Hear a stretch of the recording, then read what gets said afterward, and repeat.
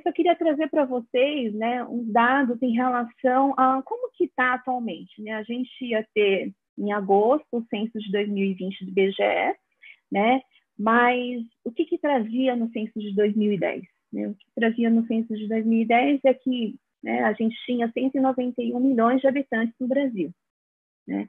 Desses 191 milhões de habitantes no Brasil, a gente tinha uma parcela da população aí com necessidade especial ou pacientes com deficiência. Né? Então, a gente tinha, convertendo isso em número, eram 46 milhões de pessoas. Então, se a gente for ver, é um quarto, né, dessa população que tinha alguma deficiência, que tinha alguma necessidade especial. Né? Se a gente for ver, né, dessa população, 58%, a maioria tinha deficiência visual, deficiência motora, deficiência auditiva e a deficiência intelectual. Então, aí a gente se pergunta, mas, Márcia, onde está aquela paciente que tem algum problema sistêmico, né? Ou aquele paciente que tem algum problema neurológico também? Onde que está? A gente tem, claro, mas não específico. Né? A gente sabe agora que no censo de 2020 nós íamos ter uma área específica para contabilizar, então, as pacientes que tenham um transtorno do espectro do autismo. Né? Então, ia ser mais específico também.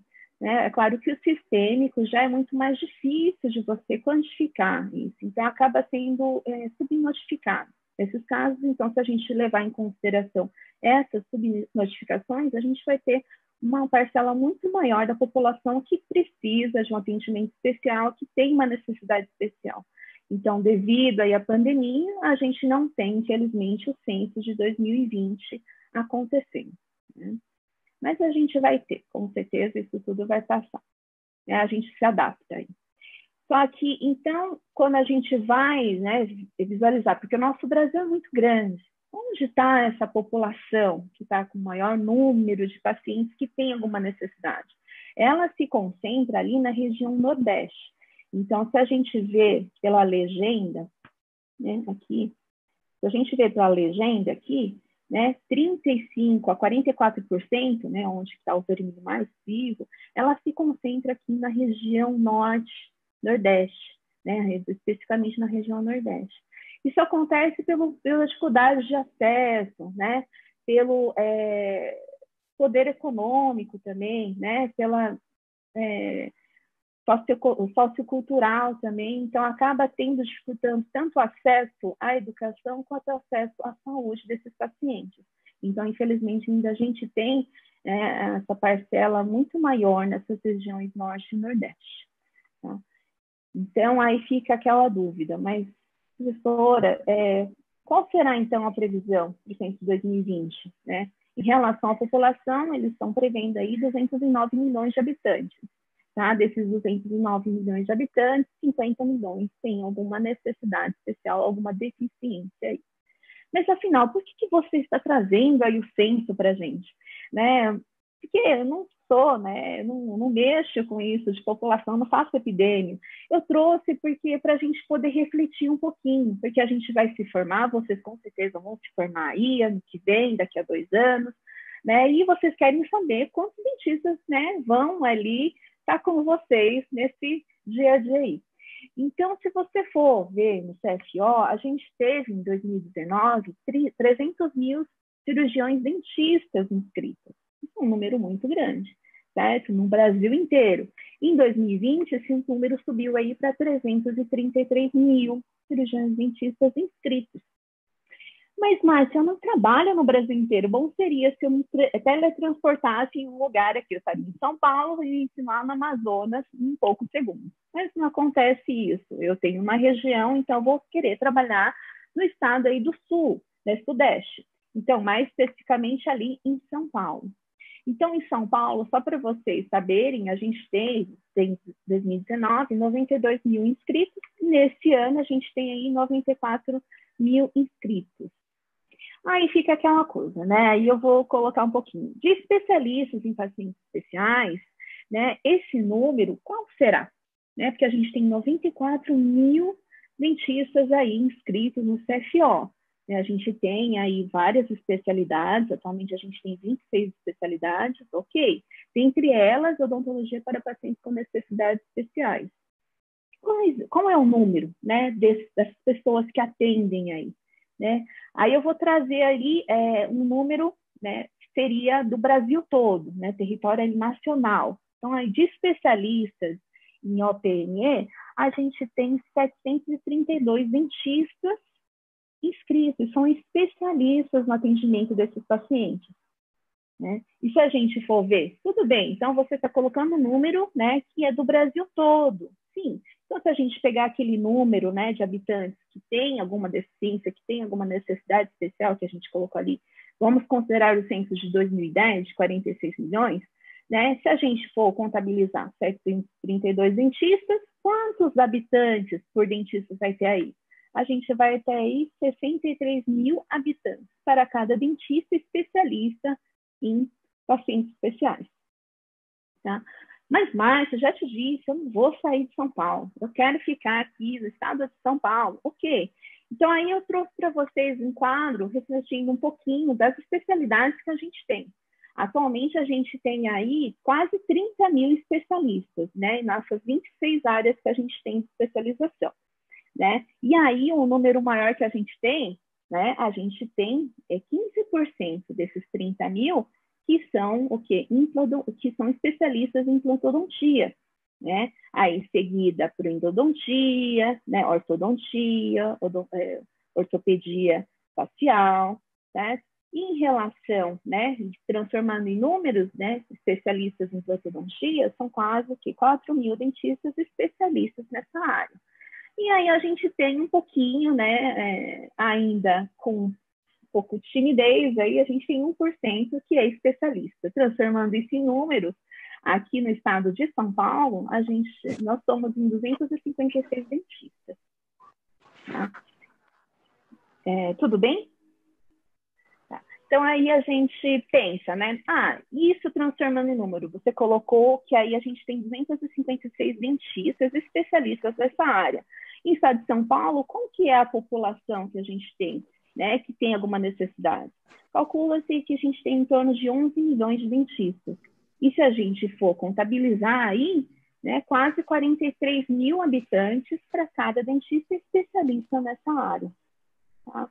Mas, Márcia, eu não vou trabalhar. Nosso estado aqui, São Paulo, é muito grande também, né? Então, aí chega a 500, 600 quilômetros, a gente ainda continua no estado de São Paulo.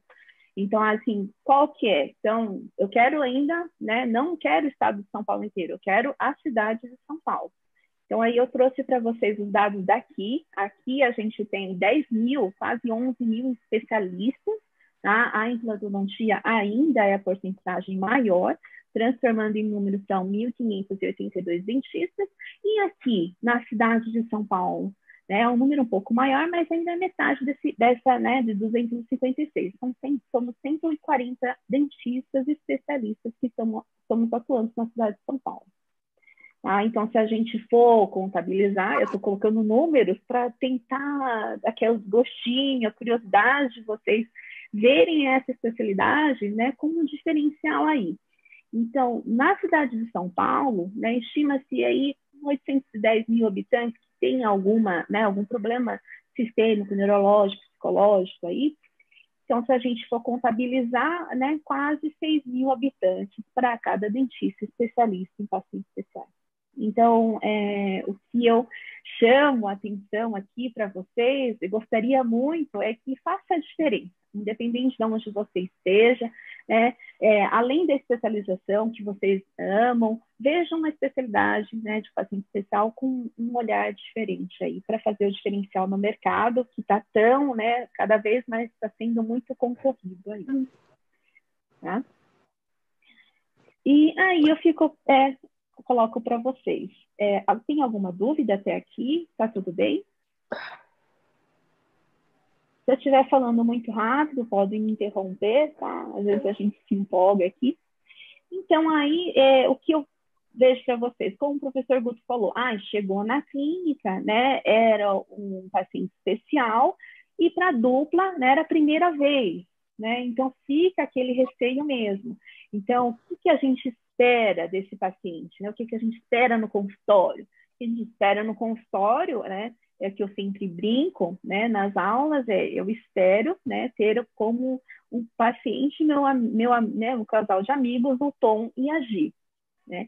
Claro que ali, né? Aparentemente saudável, sem problema sistêmico nenhum, né? Que a gente vê e parece ser bons pagadores, né? Isso para a gente precisa, porque a gente precisa sobreviver, ok. Mas eu ainda sou fã do meu paciente querido aqui, o Ricardo, né? Que para vir aqui participar, ele fez uma pose específica, usou um óculos para ser bem estiloso, afinal, né? Ia estar aqui para um grupo seleto, né? Apresentando a imagem dele. Então, eu ainda tenho meu casal de amigos, o Tom e a Gi, mas ainda prefiro, né, o meu paciente Ricardo, tá? Por quê? Porque quando você pega, né, aparentemente, sim, né, casal que tem asa 1, né, aparentemente não tem nenhum problema sistêmico, quando você recebe no consultório, a primeira coisa que você faz é o quê? Né? A anamnese, perguntar que tipo de medicamento toma, como você está de saúde. Ah, eu estou tomando medicamento. Ah, você está tomando medicamento? Ah, eu estou. Ah, você quer falar para mim quais medicamentos? Ai, doutora, eu tenho uma coisa muito melhor. Eu vou mostrar para você os medicamentos que eu tomo. E aí vem uma lista assim, né? Então, assim, isso não é montagem, tá, gente? É uma paciente que trouxe essa lista de medicamentos mesmo para mim. Então, é bonitinho, porque tá todo pintadinho, com as letras diferentes, né? E a gente for ver de perto esses medicamentos, são o quê? 16, 15 medicamentos aí. Tá? Então, é 15 medicamentos que a paciente toma, é 15 medicamentos que a gente precisa saber a interação tanto com anestésico quanto medicamento, e aí fica o quê? E agora? O que a gente vai fazer? Né? Então, o que eu peço para vocês, olha só, aquele paciente que, né, à primeira vista, a primeira conversa, não tinha problema, né, motor, neurológico, aí, mas a gente vai fazendo a anamnese, ela toma essa listinha aqui pequena, né, e a gente precisa se preocupar com a interação tanto de anestésico quanto de medicamentos. Tá? Por isso que eu falei que eu prefiro muito mais o meu galã, o Ricardo. Né? Porque eu falo assim, oi, Ricardo, quanto tempo? Como você está? Ah, tô bem. E aí? Como está a saúde? A sua saúde está perfeita. Está tomando algum medicamento? Não.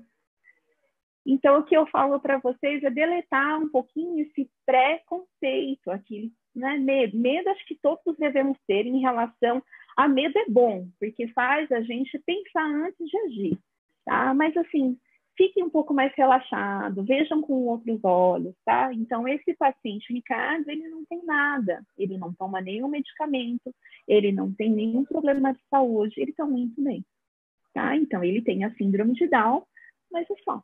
Ele tem uma vida normal aí, tá? Dia 21 de março, né, todo ano, é comemorado o Dia Internacional da Síndrome de Down, tá? Esse ano foi um pouco depois da pandemia, né, exatamente 3 dias depois de ter o boom aí, mas todo ano é comemorado e dia 21 de março é o dia da comemoração, né, do Dia Internacional da Síndrome de Down.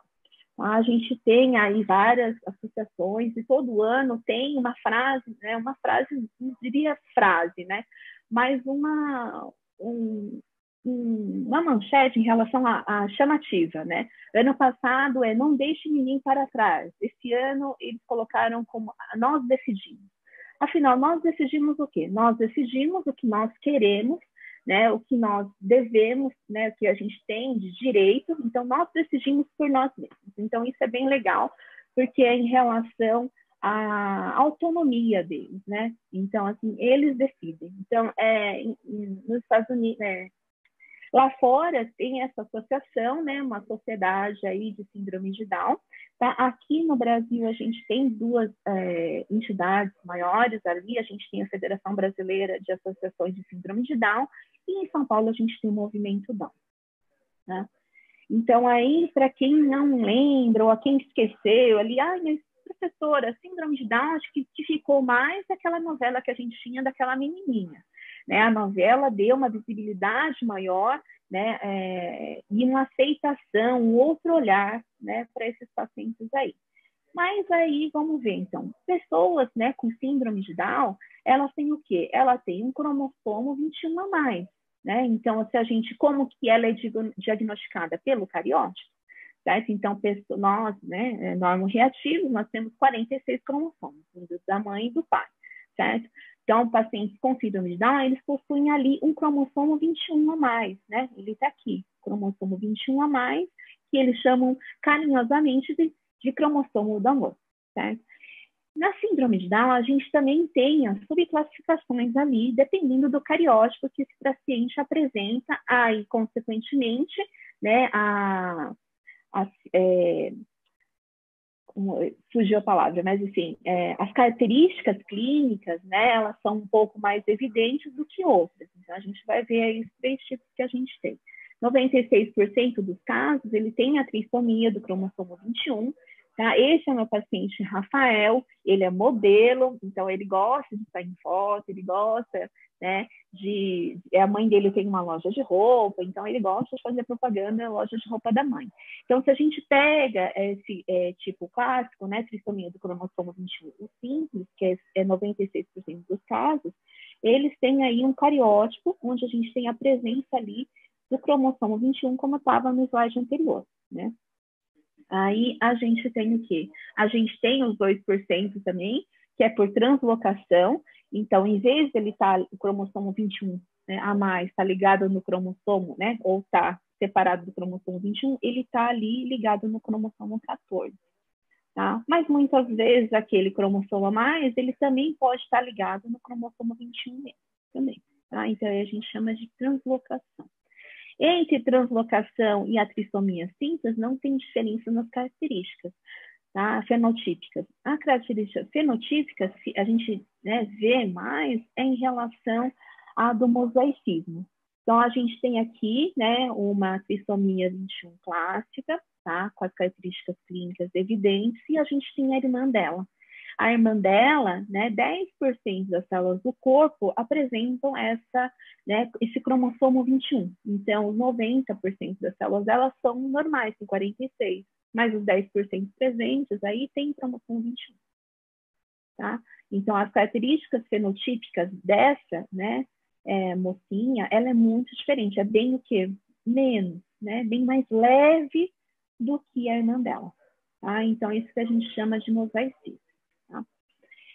Então, a gente sabe o quê? A gente sabe que a síndrome de Down é a mais comum das cromossomopatias. E a incidência dela aí, atualmente, é 1 para 700 ou 1 para 1.000 nascimentos vivos aí, tá? Pacientes nascidos vivos.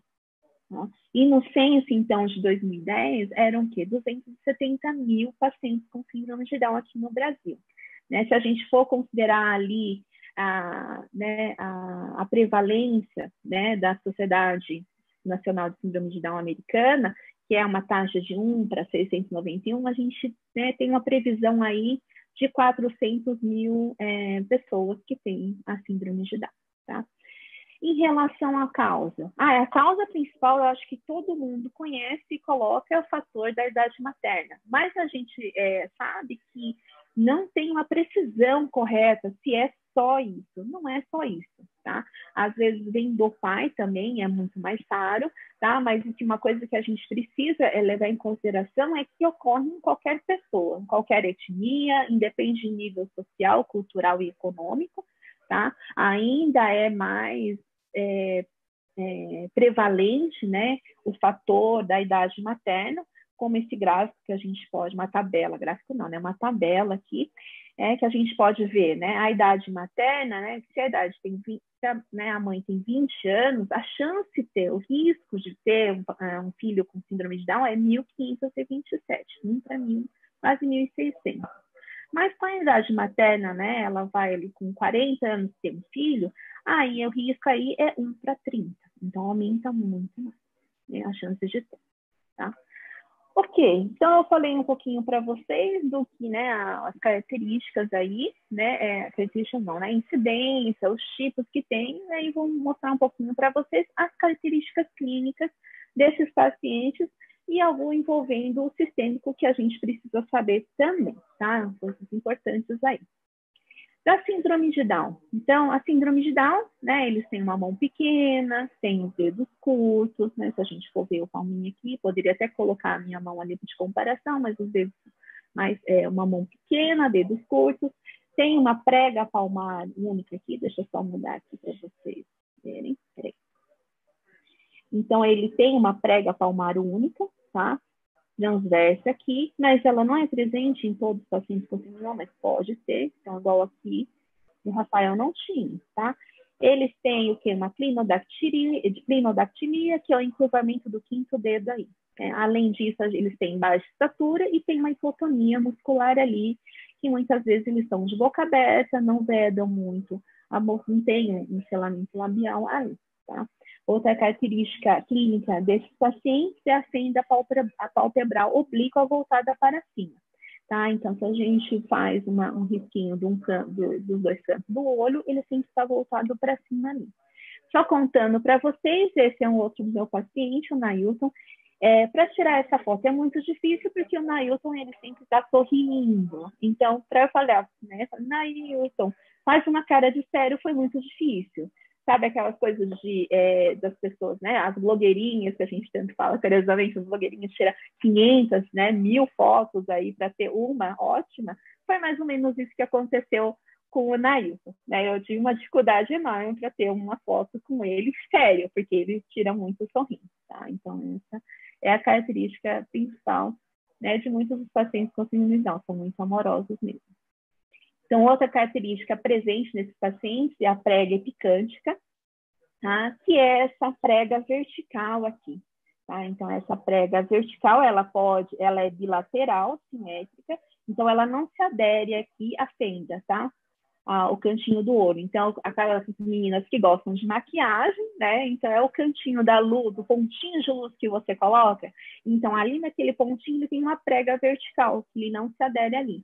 Então, é uma característica, né, muito presente na população da Ásia Oriental, né? Principalmente, por isso que eles eram antigamente chamados de mongoloide, referente ao país da Mongólia, que era asiático, né? Então, aquele olhinho mais puxadinho, tá? Então, é característica clínica que pode ser presente na síndrome de Down e tanto em populações da Ásia Oriental também, tá?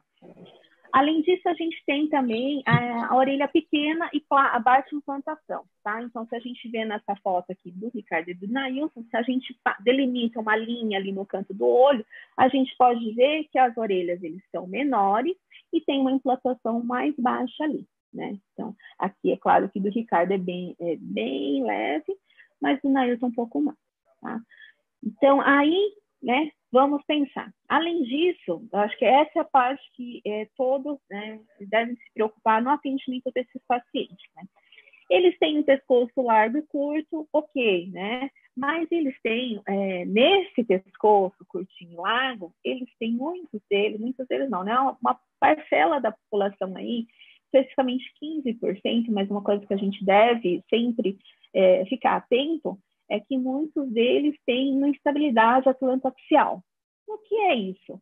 Né? Essa instabilidade atlantoaxial, né, é a distância que a gente tem na coluna cervical, entre a C1 e a C2. Essa distância, que é normal, né, é até 4 milímetros. Se ela ultrapassa, é um pouco maior, ela leva aí uma instabilidade dessa região. E aí, lembrando que esses pacientes são hipotônicos, então piora muito mais ainda. Então, tem essa instabilidade, tem esse aumento de distância, essa hipotonia, aí eu pergunto para vocês, o que a gente faz naquela criança que não colabora, com aquela criança que é um pouco mais difícil de fazer uma estabilização ali, né? Difícil de fazer. A gente, né, tende o quê? A segurar, a estabilizar, né? Seja com faixa, seja uma estabilização passiva ou ativa, certo? Só que aí o que acontece? Se a gente não sabe e esse paciente tem essa instabilidade, o que a gente pode provocar? Uma lesão ali na medula. Então, o que a gente pede, assim, claro que a maioria dos pais sabem que o filho tem instabilidade atlantoaxial, mas tem uma parcela da população que desconhece isso. Então, o que vocês devem fazer é investigar melhor. Será que ele tem ou não? Mas se tiver, tenham um cuidado aí na hora de estabilizar esse paciente, tá bom? Então, outra coisa interessante, né?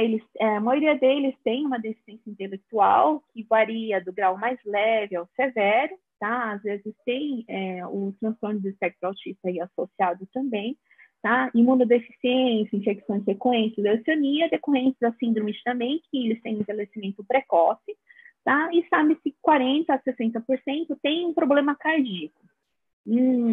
Problema cardíaco, isso é importante? Isso é muito importante, né? Porque com certeza vocês viram, se ele tem um problema cardíaco, né? São cardiopatias congênitas, então ele nasceu com isso, muitas vezes pode ser corrigido, tá? Só que mesmo com a correção, às vezes tem um defeito residual ali. E aí o que acontece? Nosso tratamento é importante? É importante, porque, né, as bactérias da boca podem ir aonde? Né, nesse defeito congênito aí, nesse defeito residual. E podem criar o quê? Fazer uma vegetação ali local. Desenvolvendo o quê? A endocardite bacteriana, endocardite infecciosa. Certo? Então, isso é importante? Com certeza. Então, se a gente for lembrar ali dos riscos, né, dos problemas cardíacos, o risco é maior, né, em que pacientes a desenvolver essa endocardite infecciosa?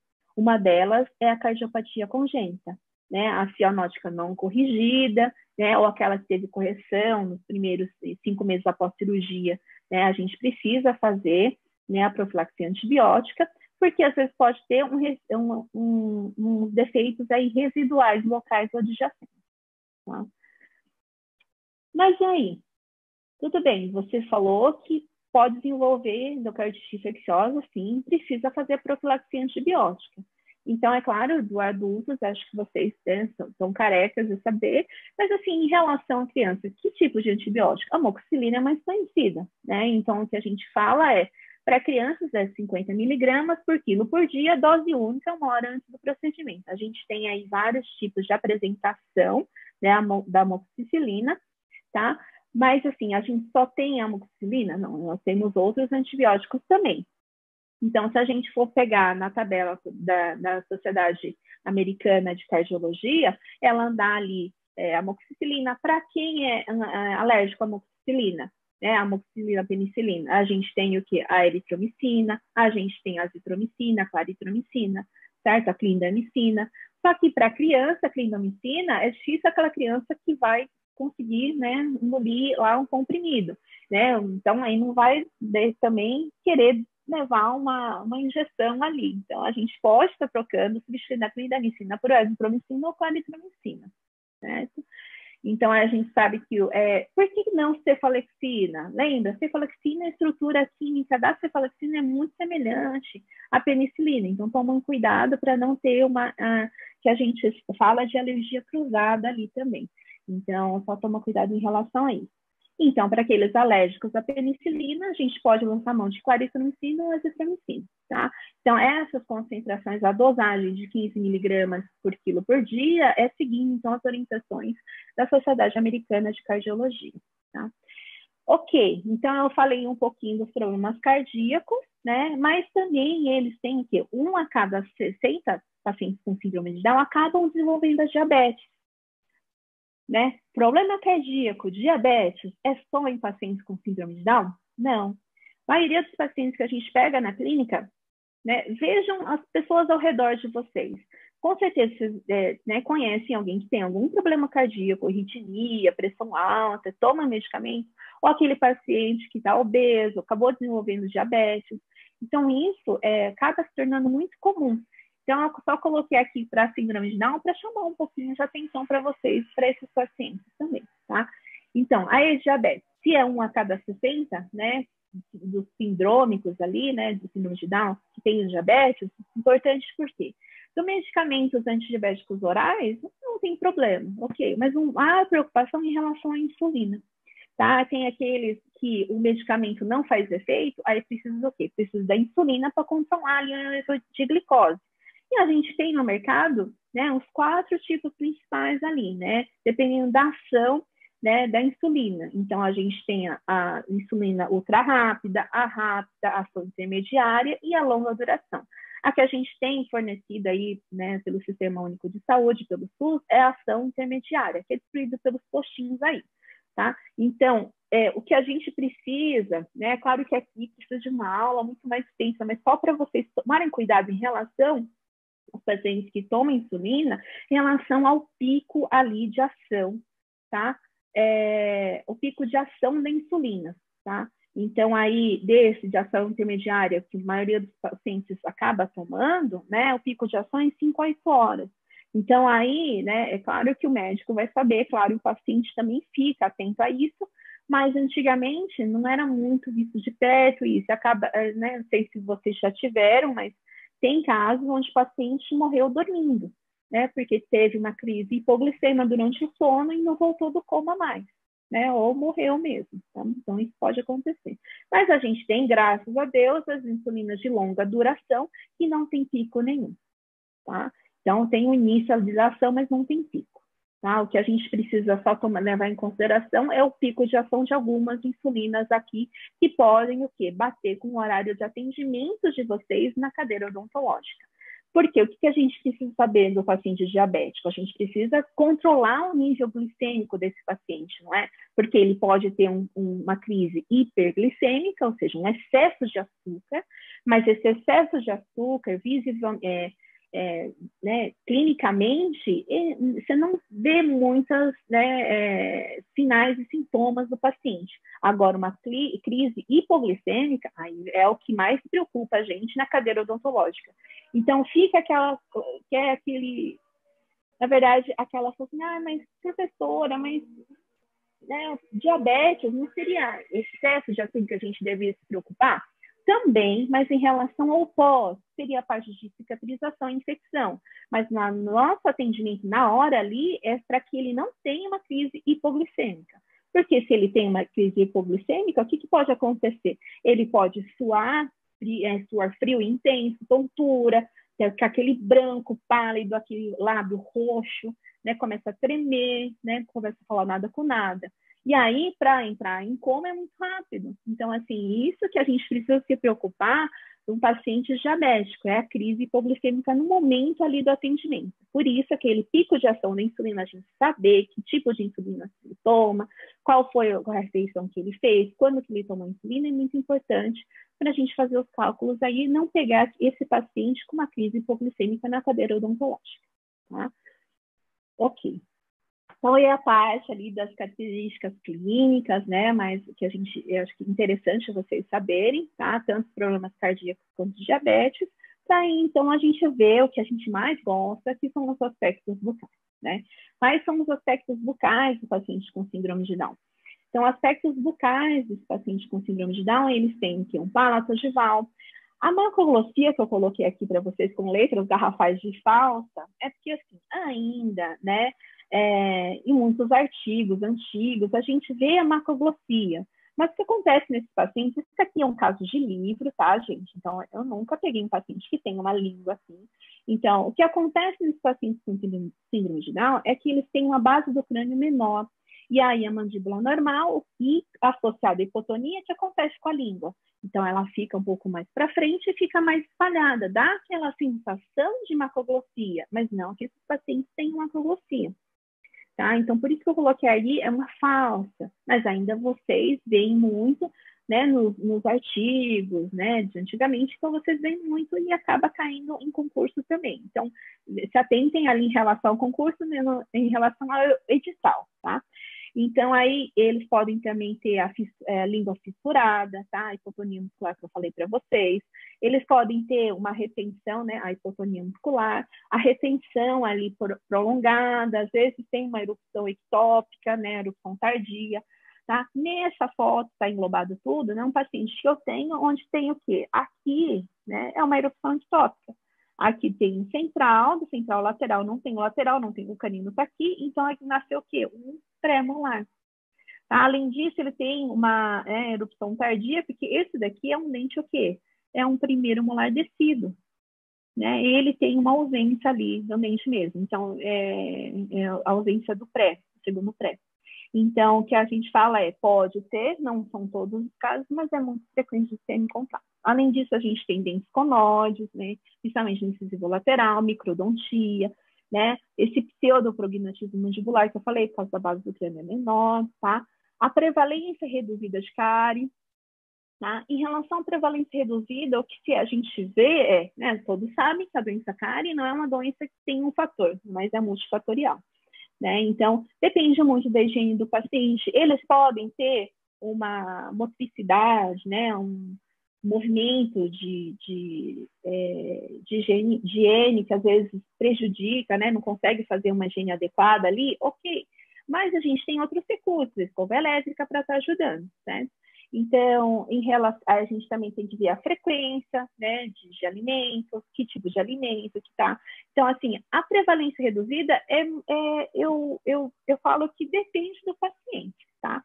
Porque se for aquele paciente que só come, né, alimentos cariogênicos, né, a chance dele desenvolver a doença cárie é muito maior, tá? Em relação à doença periodontal, a gente vê mesmo que eles têm, né, é precoce ali a doença periodontal e ele é muito, a progressão dele, desenvolvimento é precoce, mas a progressão a gente pode controlar. Então, a gente controla com os acompanhamentos muito mais, com os intervalos menores ali, tá? Então, esse é um paciente meu, tá? Que ele chegou assim no nosso consultório, tá? No meu consultório, e aí, assim, a gente precisa ver. Ele tinha problema renal também, tá? Então, ele é síndrome de Down com problema renal. E aí a gente precisa pedir todos os exames laboratoriais para ver como que é esse paciente na função renal aí, para estar vendo a parte de anestésico e medicamento, tá? Então, ele chegou para mim, a gente fez a raspagem e tal. Eu consegui, né, fazer a raspagem, mas esse daqui é um retorno ali de um mês. Ainda tem aqui, né, um cálculo aqui que ele não consegue escovar e a gente tem que ver como faz. Então, tem, né, um aumento aí da inflamação gengival, ok, né? Mas aí, o que eu falo é acompanhamento mais intervalos menores ali, tá? Então, em relação como atender esses pacientes, então, o que eu falo é como chegar ao paciente, a vocês, assim, a gente acha que eles não entendem, principalmente paralisia cerebral, a gente acha que não entende, mas todos entendem sim. Então, o que eu falo, às vezes, né, claro que as perguntas mais de exame, de história médica, de medicamento, a gente vai perguntar para o responsável, ok? Mas o nome, a idade, como que ela está, se dirijam sempre ao paciente, é um carinho a mais aí, é uma empatia maior que vocês podem fazer com o paciente, tá bom? Em relação ao tratamento odontológico para pacientes com síndrome de Down, né, eu falo que a gente precisa, né, de uma anamnese bem minuciosa, isso não só com pacientes sindrômicos, mas com todos os pacientes, né, acho que vocês fazem isso, né, todo mundo faz. A profilaxia antibiótica para aqueles pacientes cardiopatas, tá, com defeitos residuais ou que não foram corrigidos, problemas cardíacos.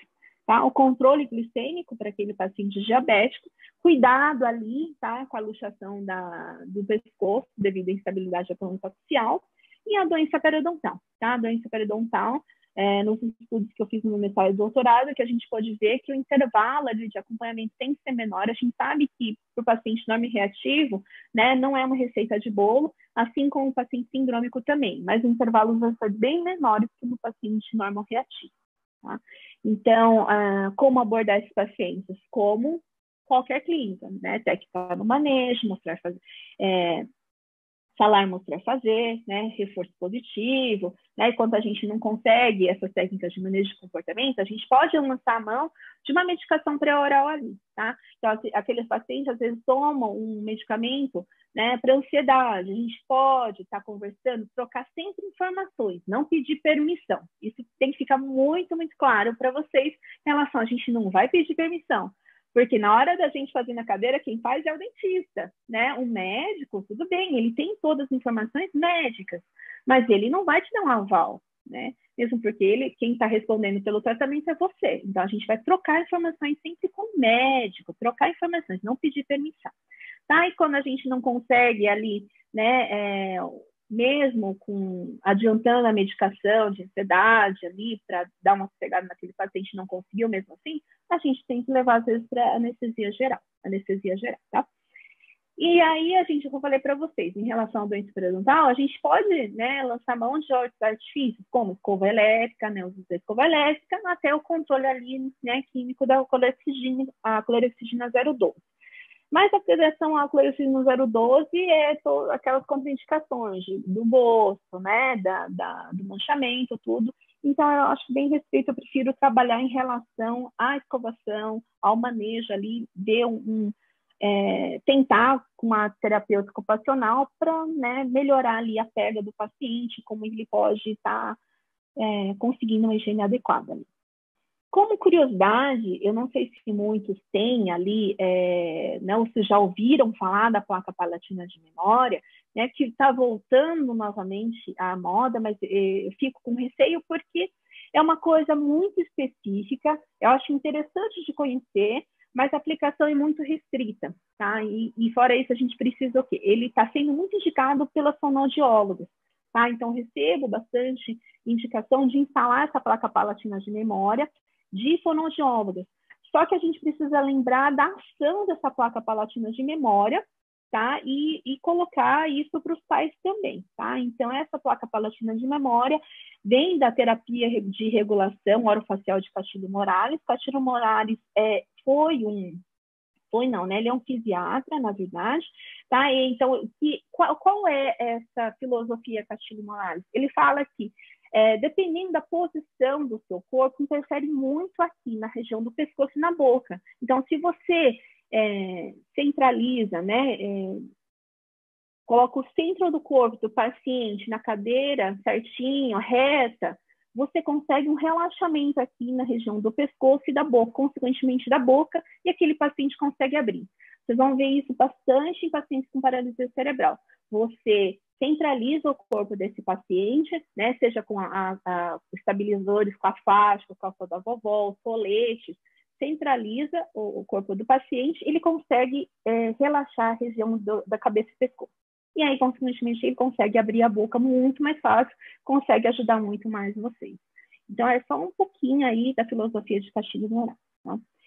Mas quem estuda muito isso, quem estudou muito isso foi a doutora Vera, tá? A professora Vera, agora ela está aposentada, mas ela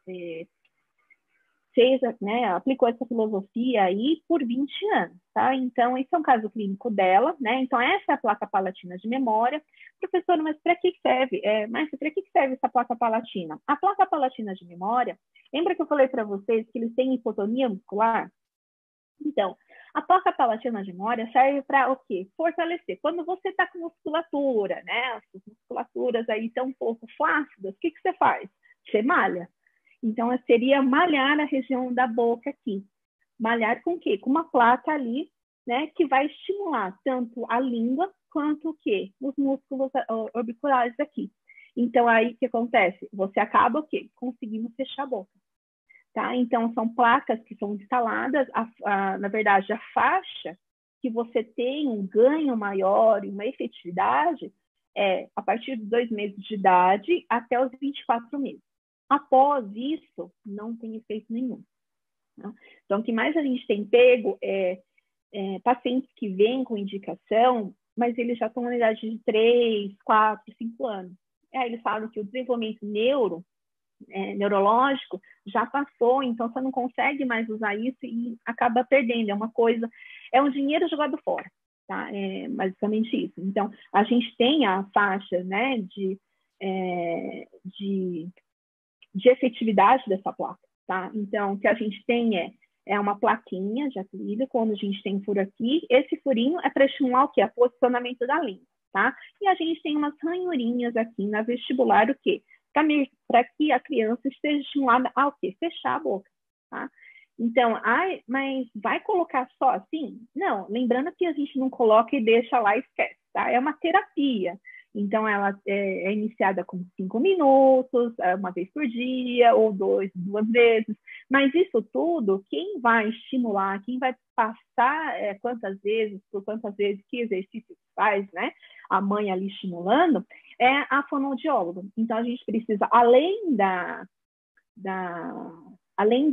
colaboração da mãe, a gente precisa de uma fonoaudióloga para estar trabalhando nesse paciente. Então, não é simplesmente instalar e fazer com que a mãe, milagrosamente, né, consiga fazer, tá? Então, por isso que eu falo, um comprometimento é muito maior dos pais, com certeza, mas precisa de complemento da fonoaudióloga, tá? Então, essa é a placa instalada. Esse é um bebê, tá? Que foi com 5 meses, esse é sem a placa, tá vendo aqui?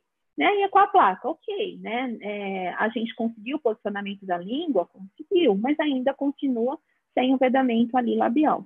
Tá? Esse é com 6 meses, melhorou muito mais, já não fica, né, com a boquinha aberta, já está vedado. Aqui com 10 meses, né? Ok, e agora, né, como ela está com 6 anos e 5 meses, com uma oclusão, um vedamento, uma respiração nasal adequada ali. Tá? Então, só lembrar que voltou isso, mas a gente precisa saber a real indicação, tá? E que idade você vai estar instalando essa placa palatina de memória, tá? Então, em relação à síndrome de Down, esse é um paciente, o Johnny. O pai do Johnny, ele estava fazendo, né, na época, um álbum ali para ele se lembrar das pessoas que, né, passaram a infância dele, e aí o pai falou que queria no álbum, e eu fiquei muito honrada, mas assim, eu falei, eu também quero tirar uma foto sua, porque eu amo Star Wars e sim o Darth Vader, eu achei muito legal ele camiseta, mas assim, para eu conseguir tirar essa foto, como todo mundo sabe, a gente tira 15 mil fotos, mas por quê? Porque o Johnny toda hora levantava a camiseta para mostrar a barriga dele, então, das 100 fotos que eu tirei, exagerando, claro, eu só consegui essa aqui, uma vez só, porque toda vez ele levantava a barriguinha ali, ele adorava tirar foto, tá? Esses são os outros pacientes que atendi ao Johnny novamente, esse foi um outro paciente que eu atendi, que o dele era comportamental mesmo, depois a gente tem o manejo correto desse paciente, ele virou meu amiguinho, tá? E esse é o Ricardo na festa junina ali, na época, né, do Michel Teló, né, e ele colocou essa gravatinha falando delícia, né? Assim você me mata, tá? Então, ok, mas aí, assim, eu queria trazer para vocês também, além da síndrome de Down, que é a minha paixão, né? Eu queria trazer para vocês a associação da síndrome de Down com outras patologias aí, tá? Principalmente o quê? Com o transtorno do espectro autista, tá? Do autismo. Então, a gente tem aí de 8% a 39% das pessoas com síndrome de Down, elas estão ali, né, dentro do espectro do autista, tá? E aí, eu achei interessante trazer, porque é o que mais a gente tem recebido, né? E, assim, características fenotípicas a gente não tem. A gente tem umas características comportamentais aí presentes, tá? Então, a gente teve, né, todo ano tem um ponto turístico, né, que, né, do dia 2 de abril, ele se ilumina da cor azul, que é característica do autismo, né, do TEA. Né? Foi, então, no dia 2, ele foi uma campanha ali, né, dele, foi de respeito, né, de respeito para todo o espectro, tá? Então, a gente teve, em 9 de janeiro desse ano, né, pela lei aí Romeu Mignon, não sei se vocês sabem, todo mundo conhece ele pela Fazenda, mas os antigos como eu lembram dele da MTV, né? Mas a gente teve, então, essa carteira de medicação da pessoa, né, com transtorno do espectro do autismo, o CIPTEA, tá? Mas lembrar que isso não vem só com, né, com o Marcos Mignon, eu acho, assim, eu acho legal porque ele tem todos os recursos financeiros, mas nem por isso ele também lutou, né, pelo TEA para que todos conseguissem isso, mas isso iniciou com outra pessoa, né? A gente teve ali, né, a lei Berenice Piana, tá? A Berenice Piana, né, aqui, ela com, né, o filho dela, com o TEA, né, os outros 2 filhos, ela que iniciou esse movimento ali de política nacional de proteção aí dos direitos da pessoa com TEA, tá? Então, só para colocar. E o CIPTEA, na verdade, ele só vem ali, por quê? Qual a característica principal? Não sei se vocês tiveram contato, mas o do TEA, às vezes é aquele paciente que se desorganiza, aí ele começa a ter a crise dele, para ele se reorganizar demora muito, e aí, para quem não conhece, pensa que aquilo é birra, essa birra ali está se jogando, né? Mas não é. Ele está sendo muito incomodado e todo aquele estímulo externo está piorando a situação e ele não consegue se reorganizar para se manter calmo, tá? Então, aquela visto como birra para outras pessoas, ela é uma crise que o paciente com TEA está tendo. Tá? Então, é nesse sentido, para evitar essa crise, criou-se esse TEA, para dar o quê? Um acesso maior, diferenciado para esses pacientes, principalmente em locais, né, muito cheios, né? Então, é mais por isso, tá? Então, lembrando aí da evolução, bem rapidinho, tá? Da evolução, era autismo no manual ali do diagnóstico e estatístico de transtornos mentais, era tido como autismo, mas atualmente a gente se refere como, né, coloca todo esses outros tipos de autismo como um transtorno do espectro do autismo, do autista. Por quê? Para aquela mãe que recebe o diagnóstico do filho que tem autismo, que ela não fique engessada naquela evolução, né, daquelas características, que ela consiga estimular, quanto mais estimular os filhos, né, o filho que tem, melhor vai ser a autonomia desse paciente. Por isso que agora eles tiraram esse estigma de você colocar que tem autismo, que tem síndrome de Asperger, transtorno global. Não, todos têm um transtorno do espectro do autismo, tá? Para não engessar aí a evolução dessa criança. Tá? Então, o que eles têm? Eles têm prejuízos na comunicação, no comportamento, na interação aí, social. Tá? O diagnóstico, eu acho que é um pouco tardio, mas é o que a gente tem no SUS, inicia ali por 3 primeiros anos de vida. Mas o que eles viram é que quanto mais precoce você conseguir identificar esses pacientes com TEA, melhor é o desenvolvimento, né? Melhor a autonomia que eles vão ter na fase adulta. Tá? Então, eles colocam ali que em 1 ano e meio, né, você já consegue identificar. Tá? Existem recursos, tá? Que são questionários, na verdade, que você faz, é um médico que faz, tá? É o psiquiatra, é o neurologista que fazem esse diagnóstico. Então, eles vão ali aplicar um questionário para estar sabendo se essa criança tem TEA ou não. Tá? Mas não sei, não tem causa, é uma causa multifatorial, né? Tem uma específica, tá? Os níveis de TEA vão variar desde o nível leve ao nível grave. Então, vai depender muito do quê? Vai depender muito do apoio que precisa. Tá? Então, nível 1 é aquele paciente que só tem problemas de organização, ele tem um pouquinho de reclusão, não gosta de muito barulho, né? É mais só dele. Mas ele consegue fazer umas atividades de vida diária dele sem problema nenhum. O nível 2, ele precisa ali um pouco, né, de um suporte de um terceiro para estar, além de organizar ali, ser um link, né, para as interações sociais, tá? Mas consegue se comunicar. O nível 3 já não consegue, não tem comunicação verbal e não verbal. Então, é aqueles níveis bem difíceis, né, que aí precisa de um suporte integral ali, né, de alguém ali perto para estar realizando tanto a atividade de vida diária como outras atividades. Tá? Então, eles identificam ali o TEA, que ele pelo menos tem que ter 2 características, 2 comportamentos ali, né? Seja apego extremo à rotina, aos padrões, tem apego extremo e não quer mudar nunca, né? Então, eu tenho um paciente que assiste Teletubbies e não troca por nada nesse mundo. Então, ele era na cultura, né? Agora a gente tem o YouTube, graças a Deus, mas ele colocou que toda a tarde ele tem que assistir, ele assiste, ele gosta, né?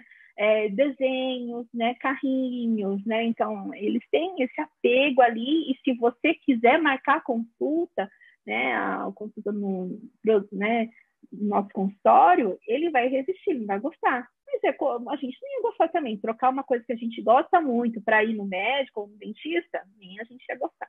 Então, eles resistem muito a isso.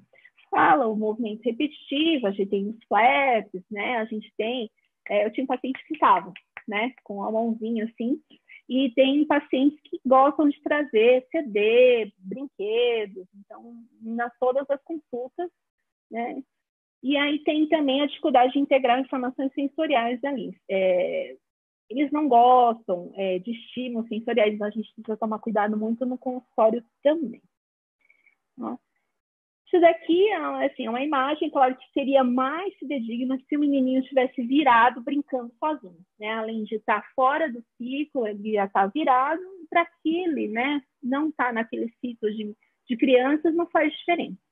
Tá? Então, aí, só, né, daquelas pessoas aqui, só serve de alerta se você tem algum conhecido, ou se você já viu, né? E às vezes os pais não notaram, é só um sinal e alerta ali para os pais, ou se vocês conhecerem, tiverem uma intimidade, para conversar, né? Ou mesmo assim, já procurou um neurologista, né? Já procurou, né, um profissional para estar vendo isso, né? Porque muitos deles têm uma dificuldade de relacionamento. É claro que, assim, quando é criança, o local, né, desconhecido, todos têm mesmo, mas é uma dificuldade muito maior de relacionamento com outras crianças, né? Porque elas não gostam, né, de contato físico e não gostam que, às vezes, não tem um pouco ou nenhum contato visual também. Então, eles preferem ficar no canto deles.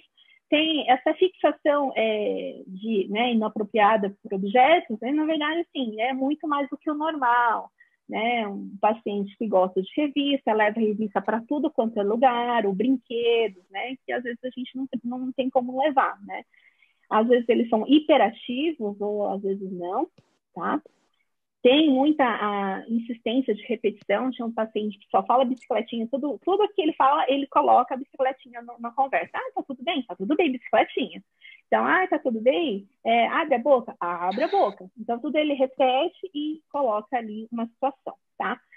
A gente está acostumado a ter aquela, né, contato físico, agora nem tanto, né? A gente é proibido, mas, assim, esses pacientes, eles têm uma recusa do contato físico aí. Tá? A dificuldade de expressar necessidades, né? Muitos precisam ali da ajuda dos pais, ou às vezes a gente precisa de um recurso, né, para estar auxiliando numa comunicação alternativa, tá? Em relação a estereotipias, aqui algumas estereotipias, mas eu não vou focalizar, assim, mas ecolalia, repetição de palavras que eu falei para vocês, os flaps, né? Tem pacientes, aqui a gente pensa, né, que essa menininha aqui não tá, né, assim, tá brincando aqui, mas ela tem toda uma sequência, né, toda uma importância para ela na cabecinha dela e assistindo o programa especial dela, tá? Esses são os flaps, né, que eu falei para você, né, dos movimentos voluntários da mão, né, e isso daqui, né, não sei se vocês tiverem interesse, mas é só uma cartilha aí de entendendo o autismo para aquelas pessoas que vocês, né, aqui tá o QR Code, tá? Para que vocês só conheçam um pouquinho do autismo, ou se, né, tiverem alguma dúvida, para estar compartilhando para quem precisa, tá? Ok, mas em relação ao tratamento odontológico, né? Porque você mostrou a parte do que? Comportamental, pelo que eu vi aqui, né? É parte comportamental. Sim, é parte comportamental que a gente pode contornar com a gente pode contornar com técnicas de manejo de comportamento. Ok, mas eles também o quê? Tomam medicamento também. E a gente viu o quê? Se ele recusa o contato, a gente tem um problema que seria o quê? A dificuldade ali da atividade de vida diária, de higiene bucal e dieta. Muitos deles têm aversão a alimentos coloridos, então comem aquela alimento, né, de monocor, né? Texturas também, eles têm acabam preferindo, é específico de cada paciente, tá? Mas, assim, aí a gente precisa fazer o quê? Diário alimentar para saber se aquela dieta que ele está comendo, se a gente pode aí substituir ou não, né? Como a gente pode, porque aí depende muito. Se for uma consistência, uma cor, se ele não gosta, ele não vai comer. E aí a gente não tem como controlar aí em relação à doença cárie. Tá? Muitos deles guardam o resto de alimento no vestíbulo bucal, alguns acontece isso mesmo, então só para vocês não se estranharem, tá? E como eles têm recusa de contato, né, a gente precisa criar dispositivos, como aquela forquilhinha de fio dental, né? A escova, pode ser escova elétrica, então, para melhorar um pouquinho aí, tá? A higiene desses pacientes. A cárie e a doença periodontal, que eu falei para vocês na síndrome de Down, é relativo, depende muito da frequência, duração, assim como a doença periodontal. Nesses casos, também é a mesma coisa, tá? Muitos deles têm respiração bucal, alguns possuem um hábito deletério, tá? Em relação a...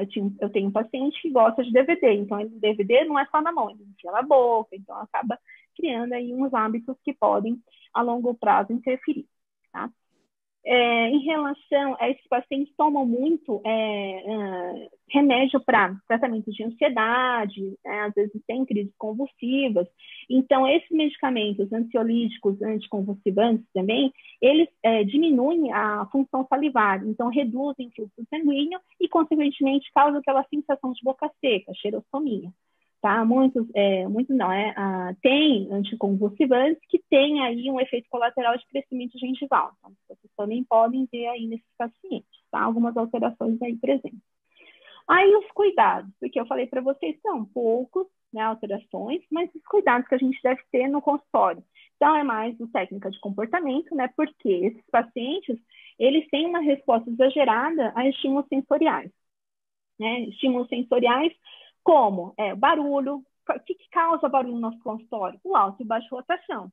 Então, se adultos já se sentem incomodados com aquele barulhinho, imagina, né, alguém que tem TEA, que esse estímulo é mais exacerbado. Então, alta e baixa, mesmo não só os barulhos sonoros, mas o quê? Os visuais, né? Então, refletor, tomem cuidado em relação ao refletor, em relação a gosto, cheiro. Então, nosso consultório é repleto de cheiros diferentes, né? Dióxido de nitrogenol, né? O que é mais característico. Pasta profilática tem um gosto também, dependendo, a gente acha muito interessante. Então, eles têm uma recusa maior. O que eu falo parece que você vai fazer uma profilaxia, peça para os pais trazerem uma pasta de dente que ele esteja mais acostumado, iniciem aí, né, o atendimento com essa pasta, né, fazer uma profilaxia com a pasta que ele está acostumado, para que você não metralhe ele com novas sensações, tá? Muito estímulo de uma vez só, tá? Então, aí, em relação a manter o consultório em silêncio, eu acho relativo que eu tenho um paciente, eu só coloquei aqui porque é o que mais vê, mas é um paciente meu que adora música, então ele vem com o rádio dele e adora música e ele toca as músicas dele, tá? Então, isso vai depender também.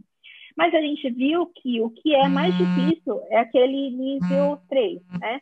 O nível 3 que tem uma restrição aí de comunicação verbal, tá? E aí a gente precisa utilizar uma comunicação alternativa. Aí tem os TECs, que eu vou mostrar para vocês, que é o sistema de comunicação por troca de figuras, tá? Para ser utilizado nesses pacientes, tá? Quando a gente não consegue, primeiramente, é o que eu falo, independente do paciente se for atender, tentem sempre uma abordagem não farmacológica, com estabilização, com técnicas de manejo de comportamento, né, para que esses manejos eles possam ser inseridos de modo frequente. Então, visitas frequentes ao dentista torna essa experiência muito mais agradável, né, porque a gente começa a ter repetição. Então, essa repetição acaba entrando o quê? Na rotina desse paciente. Tá? Como aqui, essas são as PECs que eu falei para vocês. Então, a PEC, na verdade, é um sistema de comunicação onde tem as atividades de vida diária, como fazer a cama, arrumar o quarto, vestir. Então, o que ele vai fazer? Primeiro, ele vai levantar, vai tomar um banho. Vai tomar um banho, vai se vestir, certo? Vai o quê? Vai fazer a cama, arrumar o quarto, né? Vai escovar os dentes. Então, tem uma sequência onde o quê? Ele vai se identificar, ele vai se comunicar. Os pais também podem se comunicar apontando ali para a figura. Tá? Essa aqui é um TEC de higiene oral. Então, ele vai pegar a canequinha, vai lavar. O próximo passo é o quê? É escovar. Então, vai escovando. E a cada tarefa executada, vai colocando aqui embaixo. Tudo que ele executou. Tá? Esse daqui, né? Quem quiser pode escanear. Na verdade, uma cartilha para os pais, tá? Na verdade, foi desenvolvida, foi inspirada ali pelo convívio do filho do professor do Instituto de Astronomia, Geofísica e Ciências da USP, né? O professor Éder Molina, tá? Ele tem o filho Enzo, que tem tem a TEA, tá? E junto com a professora Adriana Zin, que eles desenvolveram ali uma cartilha. Então, essa é uma cartilha onde tem essa sequência ali, esse PEC de escovação, que achei bem interessante, tá? Então, esse é disponível, aberto para todo mundo. Então, eu acho bem interessante para vocês terem aí para o paciente, tá? Então, o que eu falei, né? Se você impõe, estimula muito na primeira consulta, qual que é? Ele não consegue se comunicar verbalmente. Então, o que ele faz? Ele o quê? Tem esse acesso de raiva. Então, acesso de raiva, porque ele não consegue se expressar de outro jeito. Então, cuidado, né, nas alterações que você faz, nos estímulos que você faz, tá? Então, lembrar que tem que ter um tratamento organizado, mas, sim, em criança também é a mesma coisa, né? A gente tenta organizar ao máximo, fazer atendimento em espaços curtos de tempo, né? Mas sempre tem que ter a presença dos pais ali, ou de uma pessoa que ele respeita muito, tá? Porque, imagine, né? Uma pessoa que respeite muito e que goste, né, de tratar dos dentes, porque às vezes a pessoa que tem um respeito e a pessoa não gosta de dentista, imagina, né? Se tem uma pessoa que se admira, se respeita, ela está com medo do procedimento, né, que a outra vai receber, aí acaba sendo o reverso. Tá? E o que a gente fala é registra todas as atividades e os resultados obtidos para a gente repetir, né? Que eu falei, repetição nesses casos, a rotina desses pacientes é muito importante. Tá bom? Então, sempre tentar a técnica psicológica primeiro, lembrar de uso de comandos, isso é bem interessante. Até, gente, não contem historinhas muito longas, tá? Olha, a gente vai pegar, vai tirar esse bichinho que tá no dente, né, se ele tá fazendo xixi cocô no seu dente, tá fedendo. Nossa, se você contar essa história, ele vai se perder. E aí você já perdeu o paciente, não tá prestando atenção.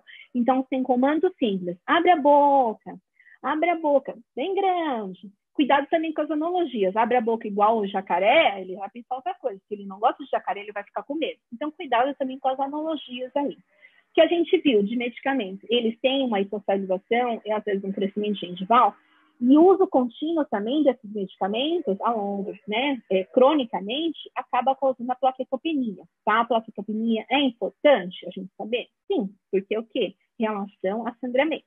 Tá? Então, isso, o exame de sangue, a gente, né, dependendo do quanto tempo faz que toma aquele medicamento, é interessante pedir também. Tá?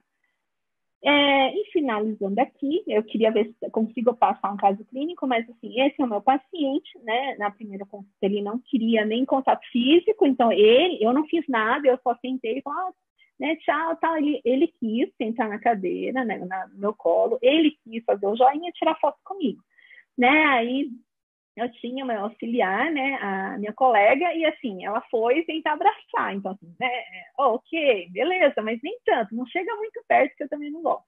E a gente tem aqueles pacientes que acabam, né, crescendo e ficando maiores que a gente. Então, esse é o paciente meu que gostava de um livro, DVD em todas as consultas. Ele é um pouquinho grande, né, para mim.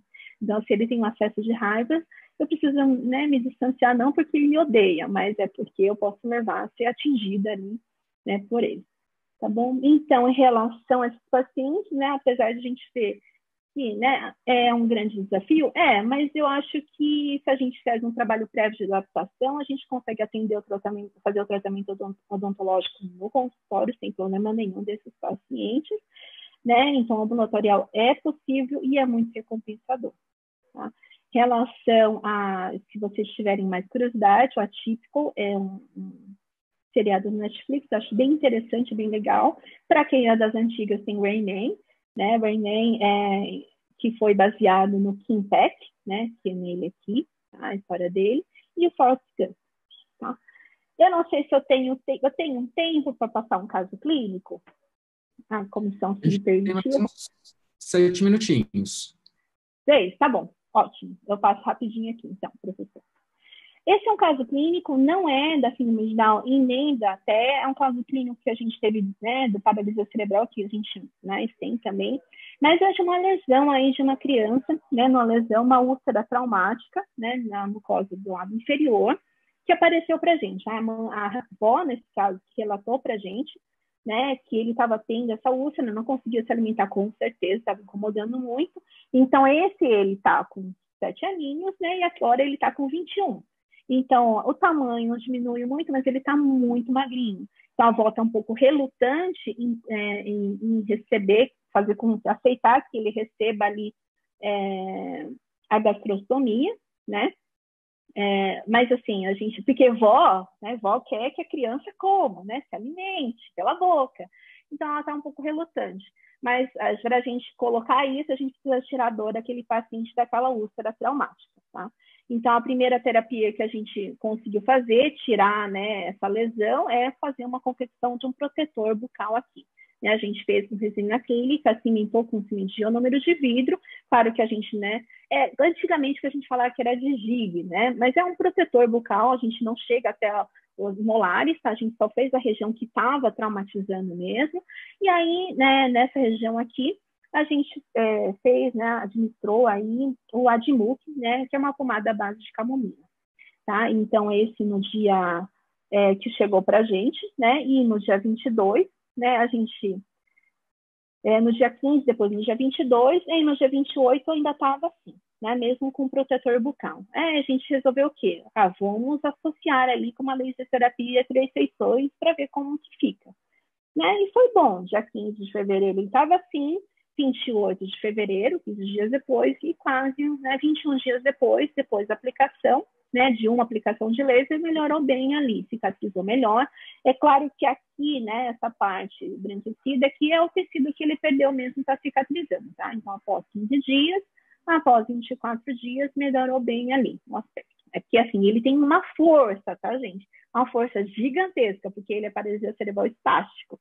Tá? Então, para segurar e para fotografar é um pouco difícil aí. Tá? Então, esse é dia 22 e dia 16, ali o resultado que a gente obteve. Tá? Depois, com o protetor bucal, né, a aplicação da Admuc e laser terapia.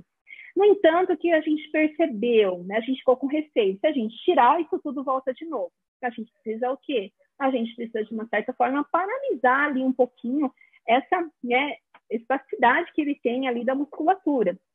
Então, a terceira proposta que a gente fez, né, foi aplicar ali a toxina botulínica. Tá? A gente aplicou, fez 2 pontos newtonianos e 2 pontos no depressor do lábio, né, fizemos anestésicos tópicos e aplicamos.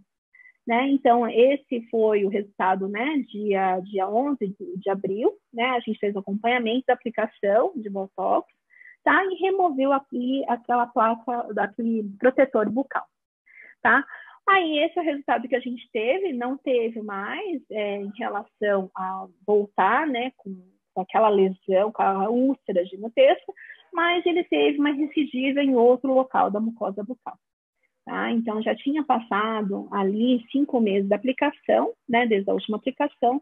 Aqui é só um vídeo para mostrar para vocês, né, o como ele, né, tem a força ali, o quanto ele força o lado inferior para dentro, ali acaba causando trauma ali.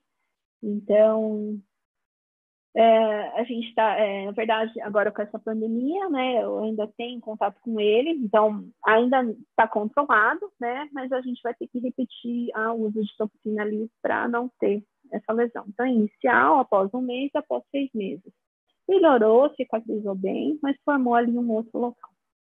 Tá? Então, assim, né, da pergunta inicial, o que a gente deve saber? Eu acho que o que eu queria que vocês levassem em consideração para vocês deletarem o preconceito ali, porque paciente especial está muito mais próximo do que a gente imagina, e lembrar que a gente vai se tornar um paciente especial, né? Ou a gente ou a gente vai se tornar especial algum dia aí.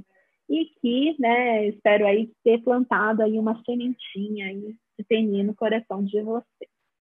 Tá? Muito obrigada. Tá? Esse daqui é um guia de atenção básica, né, que o Ministério da Saúde ele lançou ano passado. Tem informações não só de síndrome de paralisia cerebral, tem de autismo, tem de outras patologias também. Tá? Então, se vocês quiserem escanear. E aqui eu vou, quem gosta de rock, é uma homenagem da Associação de Síndrome de Down americana, que eu achei muito interessante. E quem quiser aí, meus contatos profissionais, aí, quem quiser tirar dúvidas, estou aberta aí. Muito obrigada, viu, gente?